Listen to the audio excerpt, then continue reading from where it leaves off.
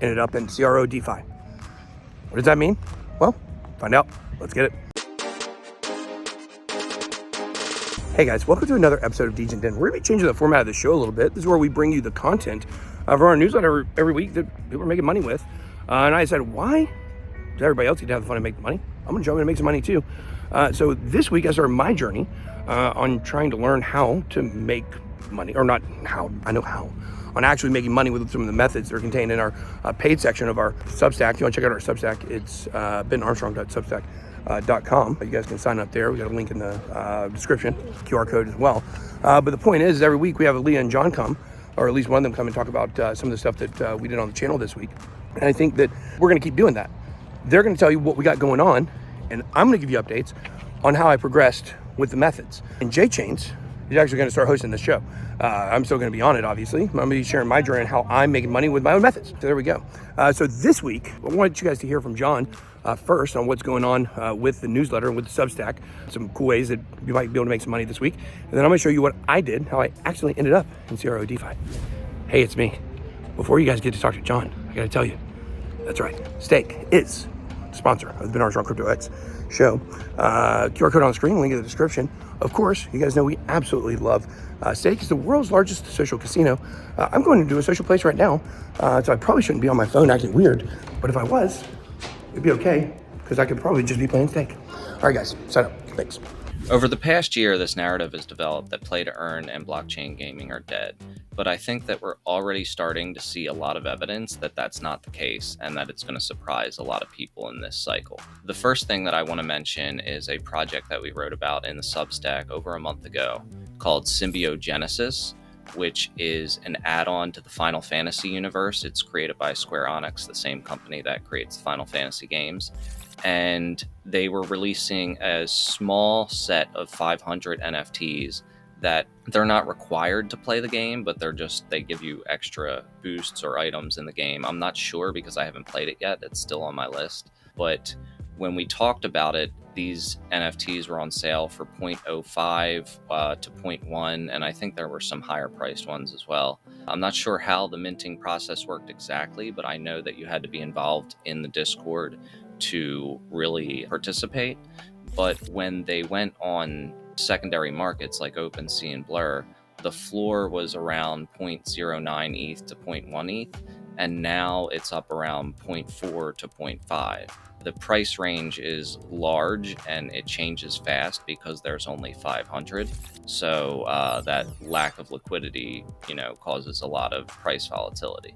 But it's up big since we first mentioned it. The interesting thing about this project is the fact that Square Enix announced this over a year ago. I think it might have even been 2 years ago when all the big NFT hype was happening. And it was along with a bunch of other companies as well who were announcing that they were going to get into crypto gaming. And pretty much all of them backed out because there was this huge backlash from the quote-unquote gaming community, which I think was mostly just gaming journalists that are paid by these big gaming corporations. But anyway, that backlash led to pretty much all of these companies pulling out of their crypto-based projects. Square Enix was the only one that doubled down, and they said that we're still going to go through with building this. And also they're based in Japan, and the community is really big in Japan there, especially for Final Fantasy. And I think that the stigma is a lot less for blockchain gaming there. Like you'll see in the Discord when you enter it, the default language is Japanese. Of course, you could still choose the English section and everything, but it just shows you how strong the community is there. As far as timing, I'm not sure if it's too late to get into the NFT, but it's definitely not too late to get involved in the game. And I also figured as a bonus that I'll mention another blockchain game that I mentioned more recently, which is called Honeyland. And I wrote about this in the Substack a week or two ago when the price of the Honeyland token was about 15 to 20 cents, somewhere in that range. Now it's about 25 cents, which is okay, but considering all that we're in the middle of a crash this week and everything's down and it's still up 25%, I'd say that that's pretty good. I've been experimenting with playing the Honeyland game and I've been pretty impressed. You could get it on the App Store very easily, and it works just like a mainstream game that you would find there. You are harvesting honey and hunting for items with your bees and everything like that. And you also have this whack-a-mole game where you try to hit these bugs with your thumbs, but not hit the bees. And I think it's pretty complex, and it's a lot more complex than what we saw from the games last year, which were very, I'd say, automatic. Whether Splinterlands or Axie Infinity, there wasn't as much participation.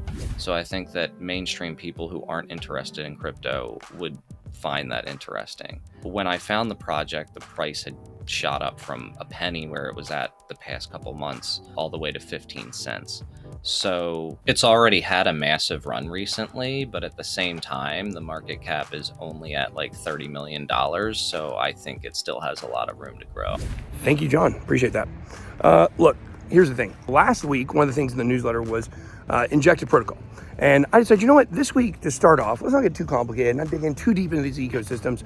Let's just see if we can figure out how to buy and stake injected protocol. So I bought some injected protocol, but I bought it in my DeFi wallet for CRO, and unfortunately that did not work out so great. It's a long story, but basically what happened is I learned that I wasn't going to be able to get the injective on the Kepler wallet to stake it with because it was on the wrong network. So I had to end up getting injective somewhere else, and I was like, you know what, let me just take this like 5K I've got in CRO and let me go ahead and just start doing some DeFi with it and do some staking and some yield farming and whatever. So I started to do it. Well, I traded all my CRO for liquid CRO, for LCRO, which is the same thing as like liquid ETH or staked ETH. And then I was going to take that and go make some money on it. Well, the thing that happened is I traded all my CRO and then I didn't have any for gas fees. And then I realized that I was on Chronos network, not the crypto.com network. And it was a quirky kind of address. It was a 0x address, but it wasn't on Ethereum. And I ended up having to try to figure out where to get this specific version of CRO to send it back in. And so I did. I sent it back into from BitGet, actually, is where they had it, and I sent it in. And I finally was able to execute to stake my LCRO, my liquid CRO. And I did it on, I think, Single Finance, I think it's called. Single, I think. So we'll see where that goes. And also, by the way, I got the Kepler wallet, which is the wallet for injected protocol in the Cosmos ecosystem. And now I'm using that, and I did go ahead and buy some injective, and I moved it over there, and now I'm staking it. So we'll have some reports on that next week on how that's going, if I'm making money. We'll find out. And then this week, we'll have to figure out what we're going to do from the newsletter. So you guys make sure to sign up. We've got a QR code on the screen, link in the description. Appreciate you guys. Hey, make sure you hit the like button on your way out. Helps us. Keep the lights on.